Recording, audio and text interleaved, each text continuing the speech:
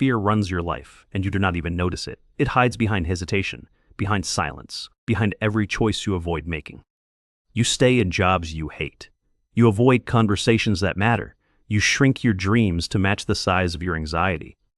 2,000 years ago, a Stoic emperor discovered a rule that ended fear permanently. Most modern adults have never heard of it. You wake up already tired. Your mind starts scanning for threats before your feet even touch the floor. You worry about money that has not been lost yet. You fear conversations that have not happened. You imagine outcomes that may never arrive. This is the modern condition, a constant low hum of dread underneath every ordinary moment. It steals your present. You check your phone for bad news. You replay old conversations in your head. You rehearse arguments that will never happen. You feel weak for being afraid. You think strong people do not feel this way. That belief is your first mistake. Even Marcus Aurelius felt fear. He ruled the Roman Empire and still woke up uneasy. He wrote about it in his private journal. But he found something. A simple mental rule that turned fear into fuel. The rule still works today. The Stoics called fear a disease of the imagination, not of reality. Reality is rarely as terrible as the mind predicts. You are not afraid of what is happening. You are afraid of what might happen. That distinction changes everything. Most modern teachers miss this entirely. They tell you to think positive. The Stoics took the opposite approach. The rule has a name: Premeditatio Malorum, the premeditation of evils. It sounds dark, but it is the most freeing practice ever invented. Here's the rule in plain English. You sit quietly each morning and imagine the worst that could happen today. Not to feel bad, not to spiral, but to rob the future of its power over your present mind. Seneca wrote letters about this practice. He said the man who has anticipated the coming of troubles takes away their power when they arrive.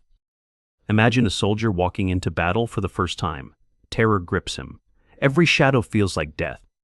Now imagine the same soldier on his 100th battle. The fear is still there, but it no longer paralyzes him.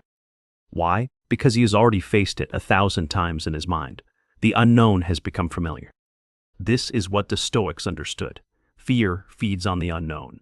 Imagination is the fuel. Visualization is the cure. Marcus Aurelius practiced this every morning before sunrise. He would write in his journal what could go wrong that day.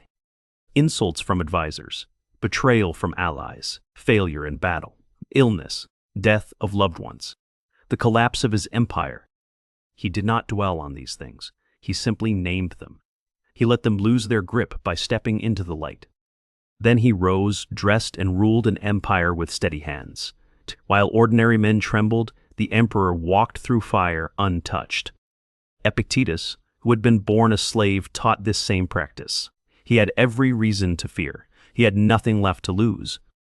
He told his students that suffering comes not from events. It comes from our judgments about events. Change the judgment, end the suffering. When you imagine the worst clearly, something strange happens. The fear shrinks. You see that you could survive it. You realize loss is bearable. Rejection is survivable. Failure is recoverable. Even death has been faced by every human before you. This is the path the Stoics walked.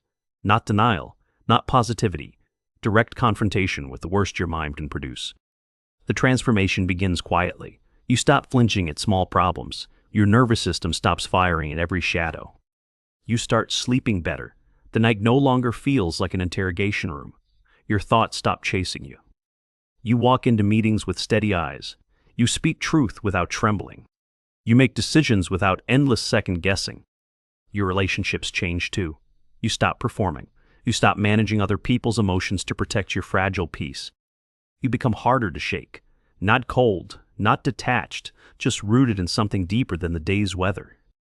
This is the inner citadel the Stoics described, a fortress inside you that no external event can breach. Now imagine waking up tomorrow with this practice installed.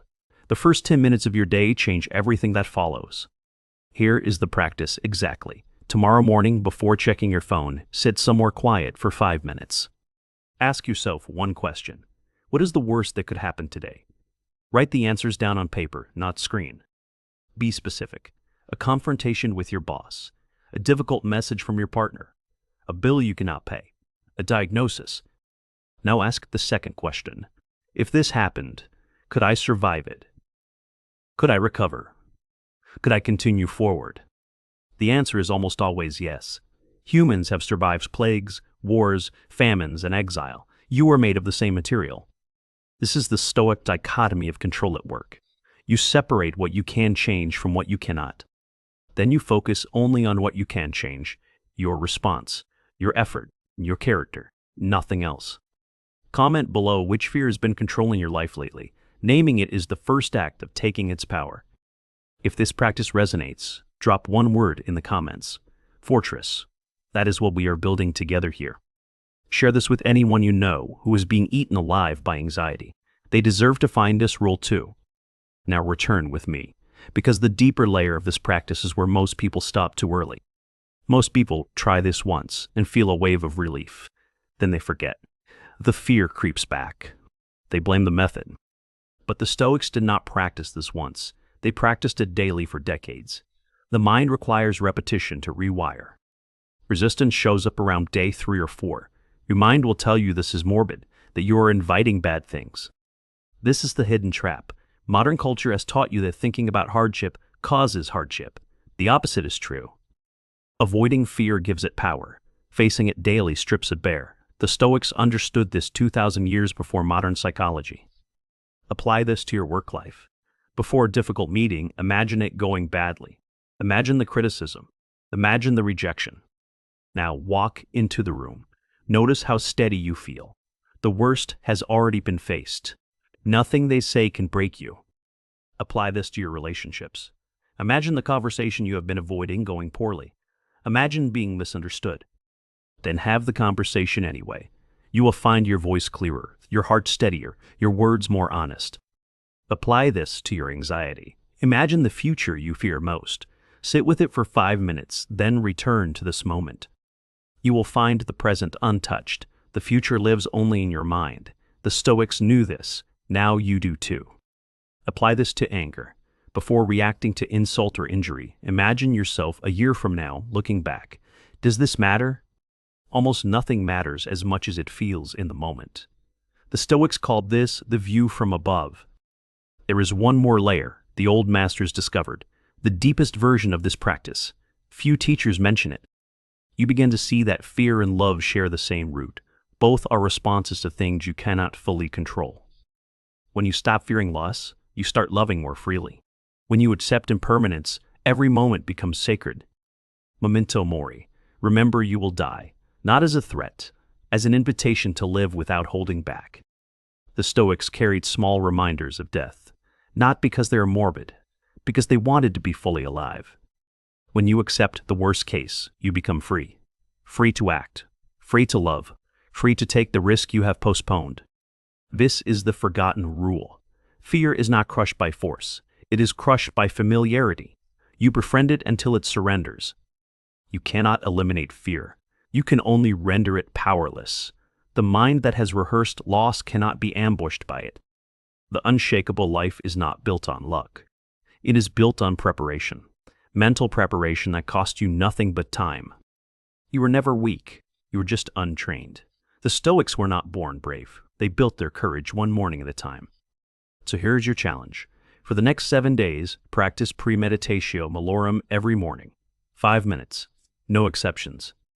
Write down the worst that could happen. Ask if you could survive it. Then walk into your day with steady eyes. Notice what changes by day 7. Your sleep, your reactions, your relationships, your sense of what you can handle. This is not a quick fix.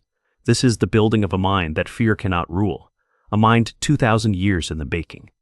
If this video reached you at the right moment, the algorithm did its job. Comment Fortress so it finds others too. Subscribe to Stoic Mind Reset if you want more ancient tools for the modern mind. We build mental fortresses here, one video at a time. Share this with the friend you know is silently struggling, the one who looks fine but is fighting inside. Remember this. The forgotten rule is not about predicting disaster. It is about discovering that you are larger than disaster. Fear shrinks when you stop running from it. Courage grows when you turn around and look it directly in the eye. The Stoics did not promise a life without storms. They promised something better. A mind that storms cannot enter. Welcome to the inner citadel. The walls were always there. You just forgot how to find the gate. Tonight before sleep, write one fear you have been avoiding. Tomorrow morning, face it on paper for 5 minutes. That is how the empire of your mind is rebuilt, one morning, one fear, one steady breath at a time. The unshakable mind is not born, it is built. By those brave enough to imagine the worst and still rise.